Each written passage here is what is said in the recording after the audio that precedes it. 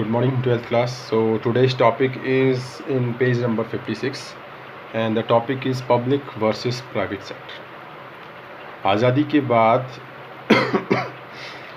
India did not follow any of the two known paths of development. It did not accept. देखो दो type की, एक तो capitalist society होती है, एक सोशलिस्ट सोसाइटी होती है. Socialist society you can say it is about China. You can say it is written, it did not accept the capitalist model of development in which development was left entirely to the private sector. Capitalist में क्या होता है, capitalist capital जैसे आपने economics में पढ़ा होगा, it is based on capital that is money. और capitalist type society like in USA हर चीज़ प्राइवेट सेक्टर के ऊपर छोड़ दी जाती है.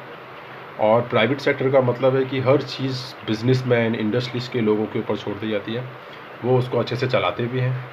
हम यूएसए के एग्जांपल देख सकते हैं. USA is a very good development country and वहाँ जितने भी अमीर लोग हैं उनके पास ही रेलवेज़ सब चीज़ें, ज़्यादातर चीज़ें इंडिया में जो सरकारी चीज़ें हैं वो वहाँ प्राइवेट के हाथों में हैं. और प्राइवेट के हाथों में देने से ये फ़ायदा होता है कि वो उनकी सुविधाएँ हमको काफ़ी अच्छी मिलती हैं. रेट थोड़ा ज़्यादा होता है पर सुविधाएँ अच्छी मिलती हैं. तो इंडिया ने प्राइवेटाइजेशन नहीं किया, यानी कि प्राइवेट सेक्टर में नहीं गया.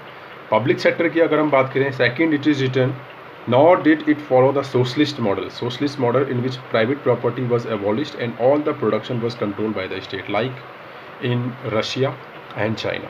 रशिया एंड चाइना में सोशलिस्ट टाइप की इकनॉमी है और यहाँ ज़्यादातर चीज़ों के ऊपर गवर्नमेंट का हाथ है और गवर्नमेंट अपने ऊपर ये सब चीज़ें लेके इनके हिसाब से रूल करती है.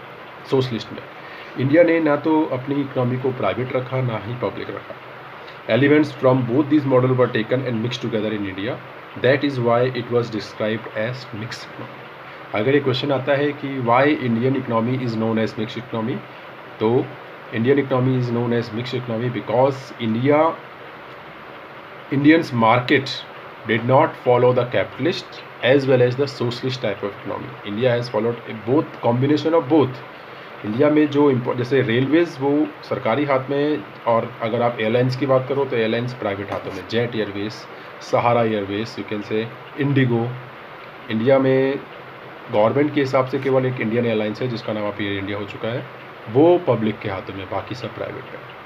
तो India is done with the mix economy.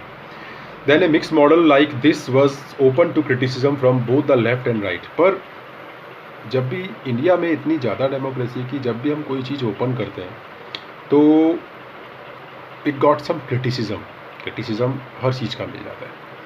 तो critics argued that the planner refuse to provide the private sector with enough space and stimulus to grow.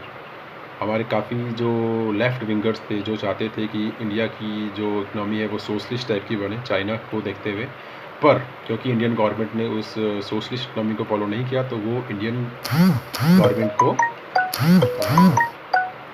Critic करने लगे. Then installing system of license and permits for investment. I am in page number 57. Moreover, the state's policy to restrict import of goods that could be produced in the domestic market with little or no competition left the private sector with no incentive to improve their products and make them cheaper. कुछ चीज़ों में आप कह सकते हो कि India ने import वगैरह बंद कर दिया और ये चाहा कि इन चीज़ों को हम केवल इंडिया में उगाएंगे ताकि हमको विदेशी कंपनीज़ का कंपटीशन ना झेलना पड़े. आप समझ रहे हो? जैसे बहुत सी चीज़ें हैं एग्रीकल्चर में, अगर इंडिया स्टार्टिंग में ही एग्रीकल्चर इंपोर्ट करना स्टार्ट कर देती तो क्या होता कि इंडिया के फार्मर्स को बहुत कम वैल्यू मिलती. तो अपने फार्मर्स को वैल्यू देने के लिए इंडिया ने क्या किया है, इन स्टार्टिंग कुछ काफ़ी चीज़ों पे प्रतिबंध लगा दिया कि हम इन चीज़ों को इंपोर्ट नहीं करेंगे, जिस वजह से इंडिया की जो इकनॉमी है वो थोड़ा सा डाउन जाने लगी, क्योंकि यहाँ घरेलू लोगों को ऐसा लगने लगा कि अब तो बाहर कोई कॉम्पिटिटर है नहीं और अब हमारे ऊपर ही पूरी निर्भरता है. ठीक है. The state control more thing than very were necessary and this led to inefficiency and corruption. क्योंकि स्टेट के हाथों में सब कुछ आ गया, उनको पता है कि बाहर से कुछ नहीं आएगा, जो भी कुछ है हमारे पास ही है, तो इसलिए थोड़ा सा करप्शन थोड़ा सा बढ़ने लगा. Because of this mixed economy corruption is going to rise. Then in the last paragraph, then there were critics who thought that the state did not do enough. State ने अच्छा ज़्यादा कुछ नहीं किया. They pointed out that the state did not spend any significant amount for public education and health care. ऐसा माना गया कि इंडिया की एजुकेशन और हेल्थ केयर के ऊपर ज़्यादा ध्यान नहीं दिया गया, इंडस्ट्रीज़, एग्रीकल्चर, इन चीज़ों पर ज़्यादा ध्यान दिया गया। जबकि वर्ल्ड का ऐसा मानना है कि हमको ज़्यादा से ज़्यादा पैसा खर्च एजुकेशन के ऊपर करना चाहिए, जो कि इंडिया में नहीं हुआ। The state intervene only in those area where the private sector was not prepare to go. The state help the private sector to make profit. और इंडिया के लोगों का ज़्यादा से ज़्यादा ध्यान केवल प्रॉफिट कमाने में था। ये मैं सब क्रिटिसिज्म की बातें कर रहा हूँ। पेज नंबर 56 के जो सेकंड पैराग्राफ से हम पढ़ रहे हैं, सब हम क्रिटिक्स पढ़ रहे हैं कि उनका क्या क्या क्रिटिसिज्म रहा। तो पहला क्रिटिसिज्म हमने ये पढ़ा कि बाहर से कंपटीशन नहीं आने दिया, बाहर के कंपटीशन पे रोक लगा दी, तो इसलिए मोनोपोली इंडिया में बढ़ गई।